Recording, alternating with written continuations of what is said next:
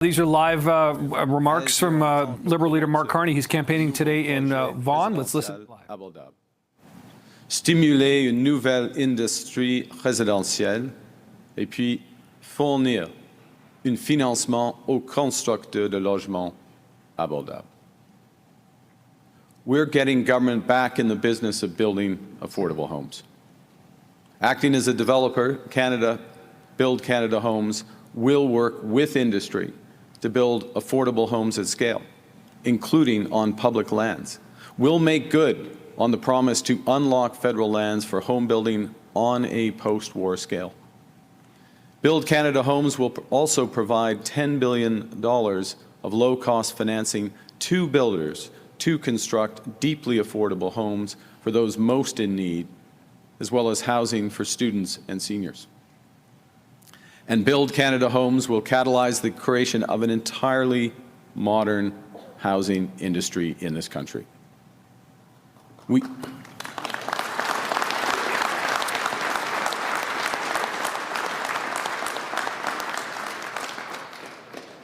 need to take our construction sector to the next level. There are 80,000 vacancies and another 300,000 workers set to retire over the course of the next decade. Labor productivity in this sector has been stagnant for years. And at the same time, construction costs are up 51% in recent years. The way we build homes needs to change. Prefabricated and modular housing will play a big role in the future. They can drive down the time to completion by up to 50%. They're cheaper to build by up to 20%. And they're a more sustainable way to build, producing 22% fewer emissions than traditional construction methods. And the good news is we're already home to many new prefabricated housing factories.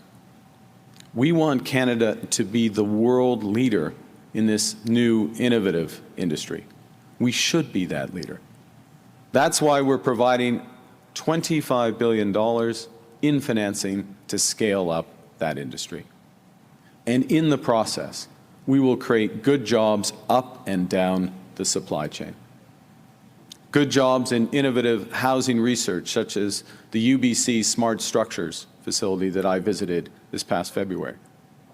Good jobs in prefabricated and modular housing, like those in Sherbrooke, Quebec, in my own riding of Nepean, or in Calgary at ATCO. Good jobs in our world-class forestry industry by using Canadian lumber and mass timber, such as that which is being pioneered in Elmsdale, Nova Scotia, where I visited last week. And of course, at the heart, at the core, good jobs, great jobs in the skilled trades for hard-working people like the folks behind me who will be busy building these homes for decades.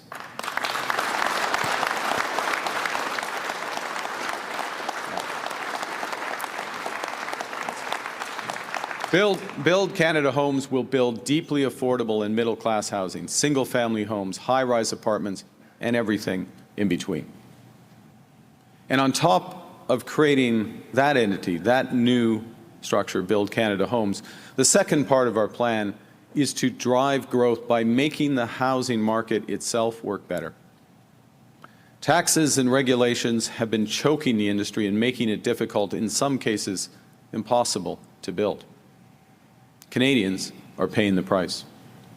That's why, for the next 5 years, my government will cut development charges, taxes on home building in half for all multi-unit housing. That's $40,000 off the cost of a two-bedroom apartment just south of here in Toronto. We'll fund new housing infrastructure to cover the lost revenue, while expecting provinces and territories to do the same. To encourage real estate developers, we will also keep the accelerated depreciation credit for the building of rental housing. In the 70s, this measure permitted the construction of tens of thousands of rental units by allowing builders to recover their costs more quickly. And this is so that they could build more, hire, and innovate.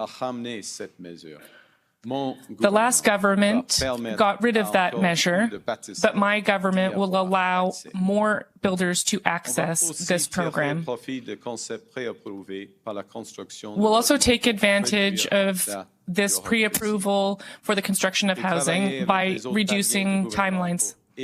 We'll encourage other levels of government to reduce duplication, and we should have a single economy in Canada. So we're going to also double down on what's already working. The new Housing Accelerator Fund is an example. It's gaining traction. And countless mayors who've signed on from Guelph to Red Deer, Quebec City, have said it's building more homes in their communities. Pierre Poilievre is ignoring... This is Mark Carney now taking questions in Vaughan this morning. Let's listen here. À M. Tai, qui est la personne impliquée. This was the person involved in his comments. It's a regrettable situation, but he will continue with his campaign. And then previous to this, he was speaking with the RCMP about his safety. So I'm just wondering why you feel comfortable continuing with a candidate that was parroting Chinese Communist Party talking points to try and attack a political candidate. Look, this is a person of integrity who served this community, his community, as a senior police officer for, as I said, more than a quarter century. He's made a terrible lapse in judgment. He's made an apology for that. It's also an individual who has family in Hong Kong. He's under no illusions about the situation there, the situation in broader China. He's made those apologies. He's made them directly to the individual concerned. He's made them directly to me. He has my confidence. Thank you. En effet, c'était la même question. Well, in fact, it was the same question. He apologized. I spoke with him directly. And I underlined that Mr. Chang was for a long time a police officer in Toronto for over 28 years. He knows the situation in China very well as the situation in Hong Kong, and he will continue with his candidacy. Thank you. Mr. Carney, CBC News. It's not just opposition parties calling for Mr. Chang's resignation, it's also at least 13 civil society groups. What message are you sending to Canadians who are worried about pressure from China when you allow him to stay on? And how can you credibly criticize Pierre Poilievre for his lack of security clearance when Mr. Chang is considered a worthy candidate? Well, the first thing, I can very credibly criticize the Leader of the Opposition for being at 930 days running and not having a security clearance. I will say as well, in the course of my responsibilities, current responsibility, I didn't do that. That wasn't me. I did manage to cut the piece of wood second time running. Although I was under expert supervision. No, getting back to these are serious matters, so I appreciate the question. But in the course of my responsibility as Prime Minister, just yesterday, I received an additional briefing on foreign interference and potential matters related to that. Of course, I can't share any details of that, but it just underscored once again, I take my responsibility seriously, but the extent to which Leader of the Opposition does not and hasn't for more than 3 years.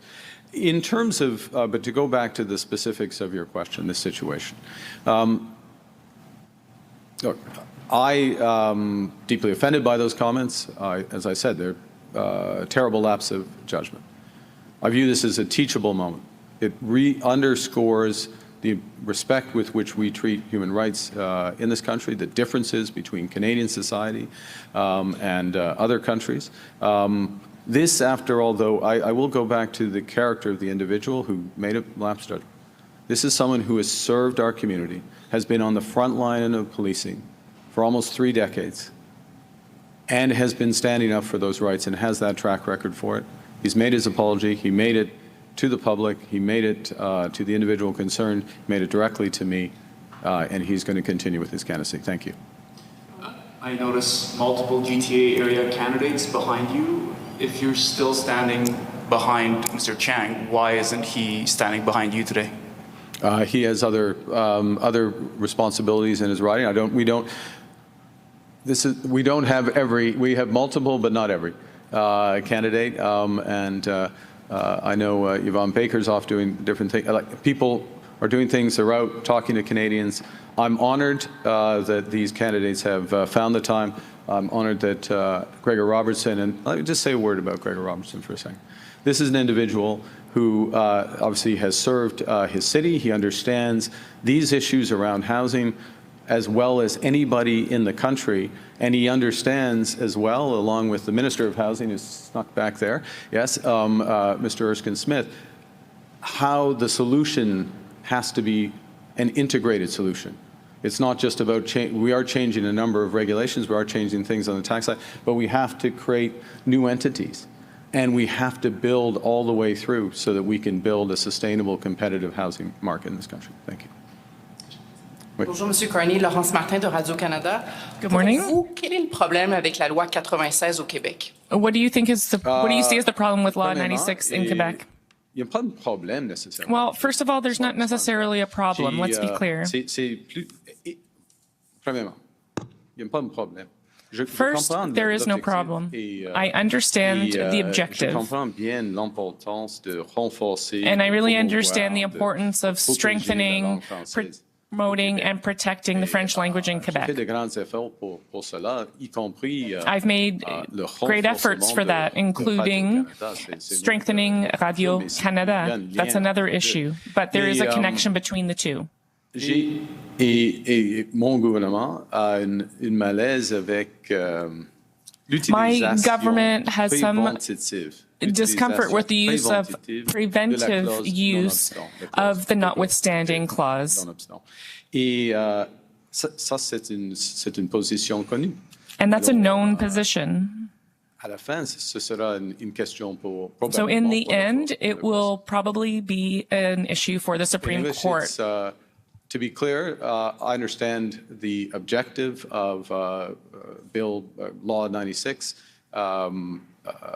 It is, and I support the objectives. Support the objectives of the importance of la laïcité in Quebec, and the protection, the promotion, the reinforcement of the French language in Quebec, and that's one of the reasons why we are foursquare behind Radio-Canada, and you will hear more about that in due course.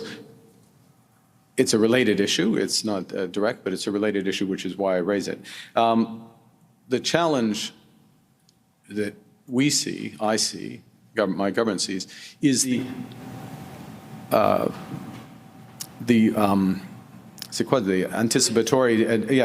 anticipatory use of the notwithstanding clause. So in other words, the Charter of Rights and Freedoms is suspended in anticipation.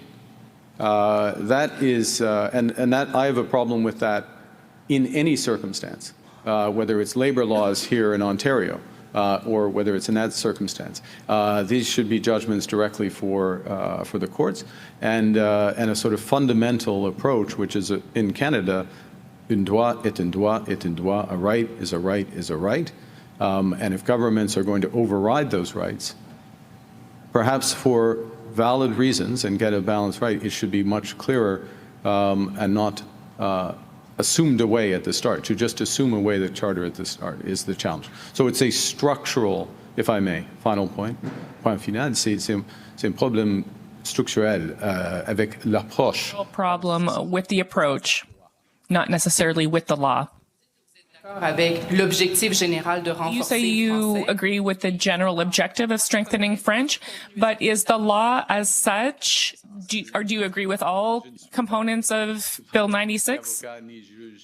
Well, I'm neither a lawyer nor a judge or a constitutional expert, and it's a constitutional issue. For me, it's a constitutional issue. but you agree with the law itself? Je suis d'accord avec l'objectif. I agree with the objective. Mr. Carney, I'd like to press you a little bit more on Paul Chang. He lives in a riding that is 70% diverse, people of color. Half of that are people of Chinese ethnic origin, and of that population, about 20% are from mainland China.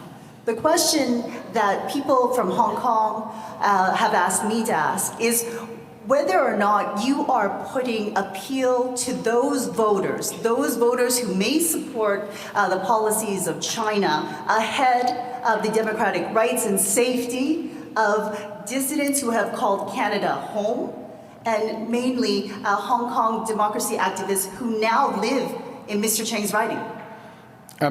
Absolutely not. Absolutely not. Stand foursquare for rights, foursquare for our position, our very strong position vis-a-vis China, respect for Canadian citizens, all rights of Canadian citizens, irrespective of whether they hold dual citizenship or not, to be absolutely clear. And Mr. Chang has long history of service to that community, history of protecting those rights. Mr. Chang is well aware of these issues, including having family in Hong Kong. How can he be an effective representative for them when they no longer trust him after he said this? The question, as you know, Mr. Carney, you know that Canada has executed 4 Canadians this year. China. You know that there are human rights activists in China in detention right now. How can Mr. Chang, how can your party keep him as a candidate knowing this context? Mr. Chang has apologized for his comments. It's a lapse of judgment. He apologized for he's apologized for his comments. He's apologized directly to me. He's apologized directly to the individual. He has a long record of service. He's going to continue his candidacy. Okay. Bonjour, Monsieur Carney, Hélène Moka de la presse canadienne. J'aimerais revenir sur la Canadienne. loi 96. Going back to Pour monsieur Bill et madame 96, tout le monde, for the pouvez-vous average clarifier citizen, si un gouvernement could you libéral clarify whether a liberal va government, contester if la loi elected, 96 will challenge Bill jusqu'en Cour 96 suprême? Et si oui, all the way to quel the motif Supreme Court? exactement? And if so, exactly for what reason? On verra. Il n'y a pas de cas We'll have to see. maintenant pour le Cour suprême. There is no Et case right now pour before the monsieur, Supreme madame, tout le Court. monde,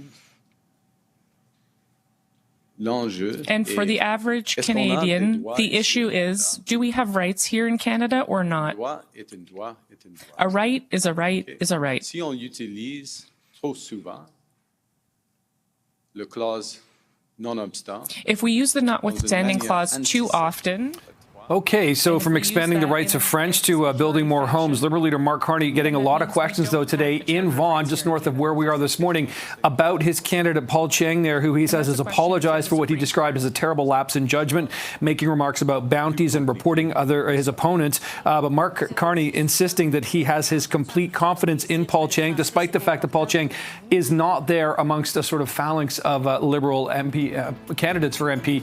So really fascinating to watch this. He's campaigning here in the GTA.